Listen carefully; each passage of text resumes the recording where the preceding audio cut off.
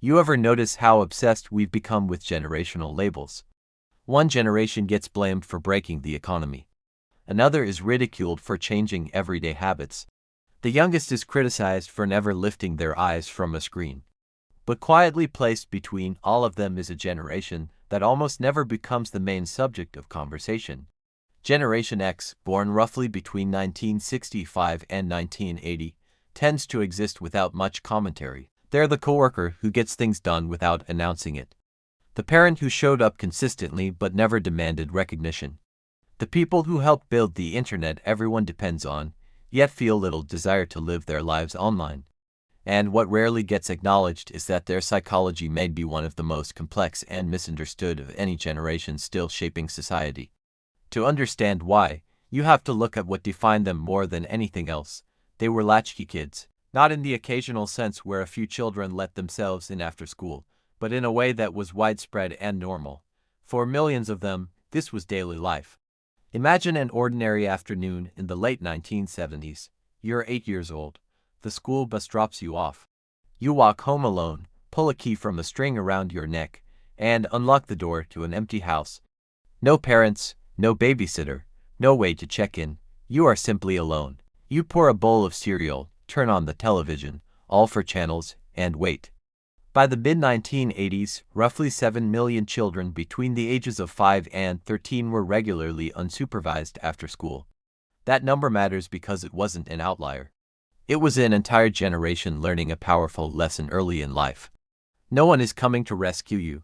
You solve problems yourself. That empty house didn't just build independence. It rewired how they understood cause and effect. Choices carried immediate weight. You couldn't text a parent for approval. You couldn't search for guidance. You made a decision and dealt with whatever followed. When parents eventually came home, discipline wasn't a discussion. It wasn't framed around feelings or long explanations. You crossed a line, there was a consequence, and that was the end of it. Psychologists describe this type of upbringing as a high-contingency environment, where actions and outcomes are tightly linked without delay. Growing up this way trains the mind to anticipate consequences in advance. This helps explain why Generation X often seems unusually good at seeing problems before they fully emerge. What can look like pessimism from the outside is usually preparation. They're not expecting disaster without reason. They're running quiet mental simulations because that habit once mattered. Thinking 2 or 3 steps ahead wasn't anxiety. It was survival, but this mindset didn't develop in isolation. It was reinforced by what they observed in the adult world around them. Generation X grew up listening to constant messages about loyalty, commitment, and doing the right thing, only to watch those promises collapse in practice. Divorce rates surged throughout the 1970s and 1980s. They watched parents give decades of their lives to companies, only to be discarded during the next round of layoffs. The lesson landed clearly: systems fail, people disappoint. Promises don't guarantee protection. Psychologists might call this defensive pessimism. Generation X learned to call it reality. They still hoped for good outcomes, but they planned for things to go wrong because, in their experience, they often did. This wasn't bitterness, it was pattern recognition. Over time, that recognition hardened into emotional armor. From the outside, they can seem detached. In reality, that distance is usually self-protection, a response shaped by repeated exposure to disappointment. They learned early that privacy wasn't something to be ashamed of. It was a form of safety. As kids, mistakes stayed small. If you screwed up, maybe a few people knew, and then it passed. There was no permanent record, no replay, no strangers weighing in years later. That experience shaped how Generation X later viewed visibility.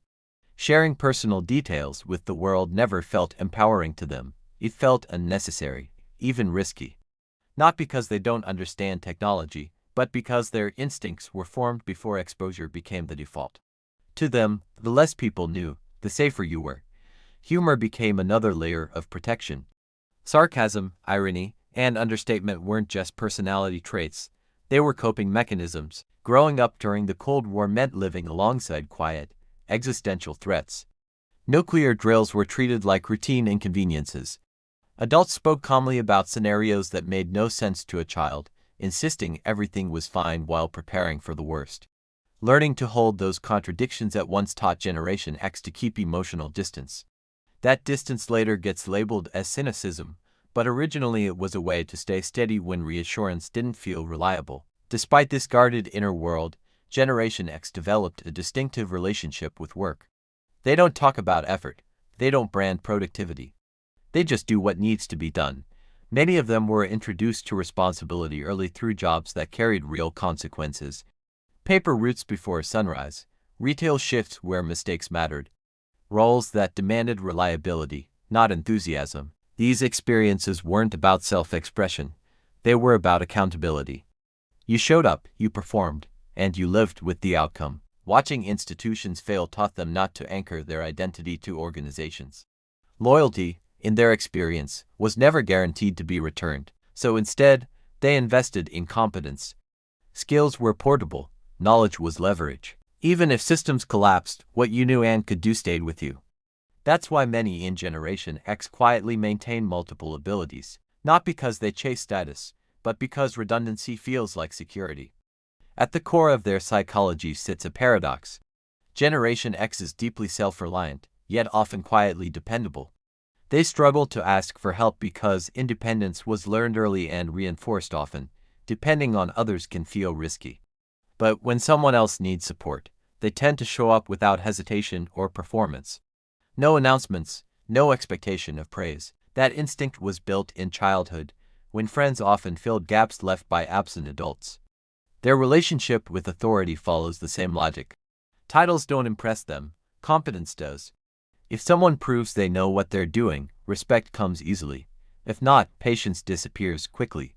This skepticism isn't rebellious by nature, it's observational. Generation X watched authority figures make serious mistakes with lasting consequences, and learned not to confuse confidence with capability. All of this shaped a generation that handles pressure unusually well. Crisis doesn't shock them the way it shocks others. They've spent much of their lives quietly preparing for instability. But that strength has a cost. Self-reliance can harden into isolation. Emotional armor can become difficult to remove. What once protected them can sometimes limit connection. Generation X grew up between worlds, before constant supervision and before everything was documented. They understand boredom, solitude, and solving problems without instant answers. They adapted to change before adaptation became a survival requirement. They often go unnoticed, not because they lack influence, but because they never demanded to be seen. They are a bridge generation. And bridges don't ask for attention. They simply carry weight, hold things together, and keep people moving forward. That quiet endurance, shaped in empty houses and shifting systems, may be the most defining psychological trait of Generation X.